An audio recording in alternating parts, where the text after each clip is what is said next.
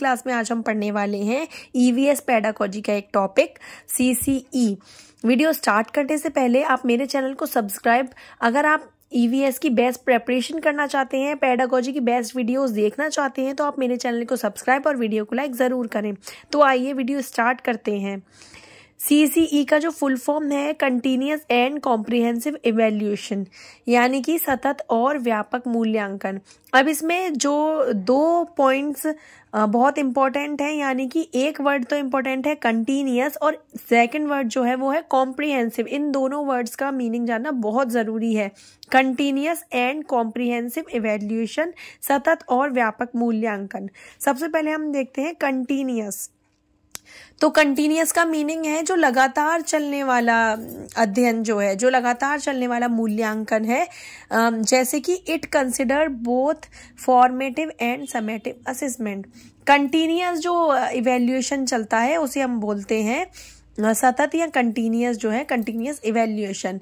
इसमें फॉर्मेटिव और समेटिव दोनों ही असेसमेंट आएंगे। जैसे कि एक ईयर में कितने फॉर्मेटिव और समेटिव असेसमेंट होते हैं। फॉर्मेटिव और समेटिव असेसमेंट की मैंने पहले भी एक वीडियो बना रखी है, उसमें मैंने अच्छे से क्लियर बताया है कि फॉर्मेटिव असेसमेंट क्या होता है और समेटिव असेसमेंट क्या होता है। अगर आपको डीप में वो वीडियोस देखनी है तो मैं लिंक दे दूंगी डिस्क्रिप्शन में, आप वीडियोस भी देख लेना, पर मैं अभी भी थोड़ा सा आपको बता देती हूँ।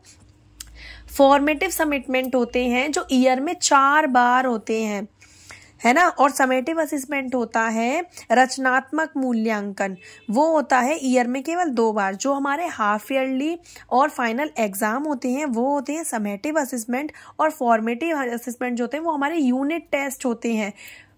हाफ ईयरली एग्जाम से पहले जो 2 बार यूनिट टेस्ट होते हैं, फॉर्मेटिव असेसमेंट 1 और FA2, ये होते हैं हाफ ईयरली एग्जाम से पहले, और 2 फॉर्मेटिव असेसमेंट होते हैं हाफ ईयरली एग्जाम के बाद, और जो है फाइनल एग्जाम से पहले जो होते हैं उसे हम बोलते हैं फॉर्मेटिव असेसमेंट। और हाफ ईयरली और फाइनल के जो एग्जाम होते हैं उन्हें हम बोलेंगे समेटिव असेसमेंट। तो ये किस चीज में होता है, कंटिन्यूअस जो वर्ड है उसी के अंडर में आता है फॉर्मेटिव और समेटिव असेसमेंट। कंटिन्यूअस असेसमेंट में जो भी हमारा सब्जेक्ट से रिलेटेड, जो भी हमारा सिलेबस है उससे रिलेटेड जो भी इवैल्यूएशन होता है वो सारा कंटिन्यूअस इवैल्यूएशन के अंडर में आता है। इसके बाद हम समझते हैं कॉम्प्रिहेंसिव इवैल्यूएशन क्या होता है। अब हम एक बार ये देख लेते हैं, जैसे कि केवल पढ़ना ही जरूरी तो नहीं है, पढ़ने के साथ साथ बच्चों को और भी चीजें तो आनी चाहिए। क्या कोई भी पेरेंट्स या फिर चाहेंगे कि जैसे बच्चे को केवल पढ़ाई से ही मतलब हो, केवल बच्चा पढ़ने में आगे रहे। अगर हम इसी चीज को ध्यान में रखेंगे तो बच्चा भी कभी आगे नहीं बढ़ पाएगा। बच्चों को स्टडी के साथ साथ हमें बहुत सारी चीजों में, को करिकुलर एक्टिविटीज में और बहुत सारी जो एक्टिविटीज होती हैं, को स्कॉलिस्टिक जो एक्टिविटीज होती हैं, बच्चों को और भी चीजों में आगे बढ़ाना है। केवल पढ़ाई के साथ साथ और भी जो चीजें हैं उसमें भी हमें बच्चों को वो चीजें भी सिखानी है। अब वो कौन सी एक्टिविटीज हैं जो हमें बच्चों को सिखानी है, तो कॉम्प्रिहेंसिव का मीनिंग होता है व्यापक, पढ़ाई के अलावा और भी जो चीजें हैं वो बच्चों को सिखाना। अब इसमें हम पढ़ लेते हैं स्कॉलिस्टिक एंड को स्कॉलिस्टिक एस्पेक्ट्स ऑफ चाइल्ड, यानी कि होलिस्टिक डेवलपमेंट बच्चों का, है ना। इसमें आता है स्कॉलिस्टिक में है एकेडमिक सब्जेक्ट स्पेसिफिक एरियाज। जो भी सब्जेक्ट स्पेसिफिक एरियाज हैं हमें बच्चों को उनमें आगे बढ़ाना है। और को स्कॉलिस्टिक एक्टिविटीज होती हैं, जैसे कि बच्चे का एटीट्यूड क्या है, बच्चा बिहेवियर कैसा करता है, बच्चे की बोलने की स्किल्स, हमें बच्चों क्या है ना पर्सनैलिटी डेवलपमेंट करना है, बोलने की स्किल्स में बच्चों का डेवलपमेंट करना है।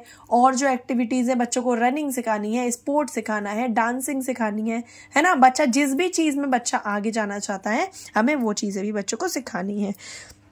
जैसा कि इसमें लिखा है life skills, attitudes and values and other को करिकुलर एक्टिविटीज, जैसे कि art, music, dance and etcetera. तो इन जो ये वाली जो एक्टिविटीज हैं, इन एक्टिविटीज में भी बच्चों को आगे लेकर जाना है। तो अब आप समझ गए कंटिन्यूअस एंड कॉम्प्रिहेंसिव इवैल्यूएशन क्या है। कंटिन्यूअस जो है वो पेन कॉपी से रिलेटेड है, और जो कॉम्प्रिहेंसिव है वो बच्चों का होलिस्टिक डेवलपमेंट है। पढ़ाई से के अलावा जो भी और एक्टिविटीज़ हैं हमें बच्चों को उसमें भी आगे ले जाना है। अब हम देखते हैं कि को करिकुलर एक्टिविटीज़ कौन कौन सी हैं। को करिकुलर एक्टिविटीज़ हैं sports, dance, music, yoga, martial arts. बच्चे जिसमें भी आगे जाना चाहे, जैसे स्केटिंग, बहुत सारे जो स्कूल्स होते हैं वो बहुत अलग अलग तरीके की को करिकुलर एक्टिविटीज़ बच्चों से करवाते हैं, जैसे कि स्केटिंग है, डांसिंग है, स्विमिंग है, ये सारी चीज़ें बच्चों को सिखाते हैं, एक्टिविटीज़ सिखाते हैं। तो ये होती हैं को करिकुलर एक्टिविटीज़। पढ़ाई के साथ साथ और भी चीज़ों में बच्चों को आगे ले जाना है। अब हम ये जानते हैं कि CCE की क्या नीड हुई, मतलब CCE लागू करना क्यों ज़रूरी हुआ।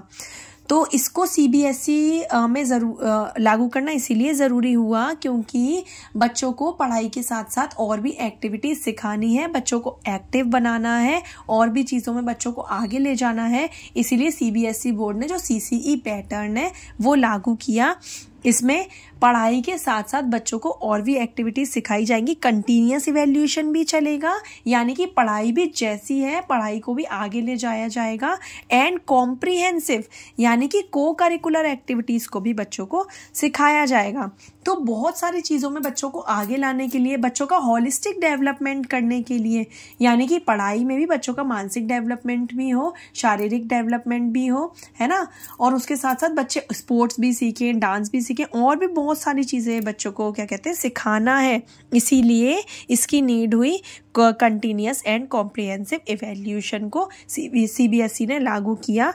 और सारे ही स्कूल्स में, जो भी CBSE के स्कूल्स हैं, उसमें पढ़ाई के साथ साथ सारी एक्टिविटीज़ को इंक्लूड किया गया, जिससे बच्चों का होलिस्टिक डेवलपमेंट हो सके। होलिस्टिक डेवलपमेंट का क्या मीनिंग है, मैंने अलग से भी वीडियो बना रखी है, आप उसमें देख लेना। और होलिस्टिक डेवलपमेंट का मीनिंग होता है कि बच्चों का मेंटल डेवलपमेंट भी करना है, फिजिकल डेवलपमेंट भी करना है ना। हमें बच्चों को बहुत सारी चीज़ें सिखानी है, सब तरीके से बच्चों को डेवलप करना है। हमें एक बच्चे को हर चीज़ में डेवलप करके एक आगे, मतलब बच्चों का बहुत अच्छी तरीके से डेवलपमेंट कर पाए, है ना। बहुत सारे बच्चे डांस में बहुत अच्छे होते हैं, लेकिन उनको वो प्लेटफॉर्म नहीं मिल पाता कि वो डांस अच्छे से कर सके। तो हमें बच्चों को स्कूल्स में बच्चों को वो प्लेटफॉर्म देना है, जिससे बच्चे जिन भी चीज़ में बच्चे इंटरेस्टेड हों, या जिस भी चीज़ को बच्चे और अच्छे से सीखना चाहते हैं, वो बच्चे और अच्छे से उन एक्टिविटीज़ को सीख पाएँ। और अगर बच्चे एक्टिविटीज़ में भी ध्यान देंगे तो बच्चे पढ़ाई में भी बहुत अच्छे से रुचि लेने लगेंगे। क्योंकि अगर हम बच्चों को केवल पढ़ाएंगे तो बच्चे पढ़ेंगे नहीं, लेकिन पढ़ाई के अलावा भी हम बच्चों को और भी चीज़ों के लिए टाइम देंगे, गेम्स के लिए टाइम देंगे, स्पोर्ट्स के लिए टाइम देंगे। उनके अंदर जो एक्टिविटीज़ छुपी हुई हैं, उनके अंदर जो डांस छुपाएं या जो भी एक्टिविटीज़ वो करना चाहते हैं, तो हम उनको वो भी अच्छे से निखार कर लेकर आएँ, बच्चों को वो एक्टिविटीज़ सिखाएं, स्पोर्ट्स गेम्स खिलाएं बच्चों को। तो इसीलिए इसकी नीड हुई कि को कंटिन्यूअस एंड कॉम्प्रिहेंसिव इवैल्यूएशन को CBSE ने लागू किया। इसी तरीके की और वीडियोस देखने के लिए आप वीडियो को लाइक और चैनल को सब्सक्राइब ज़रूर करें। और अगर आपको कोई भी क्वेरी होती है, कुछ भी आपको पूछना है, तो आप कमेंट बॉक्स में कमेंट करके पूछ सकते हैं।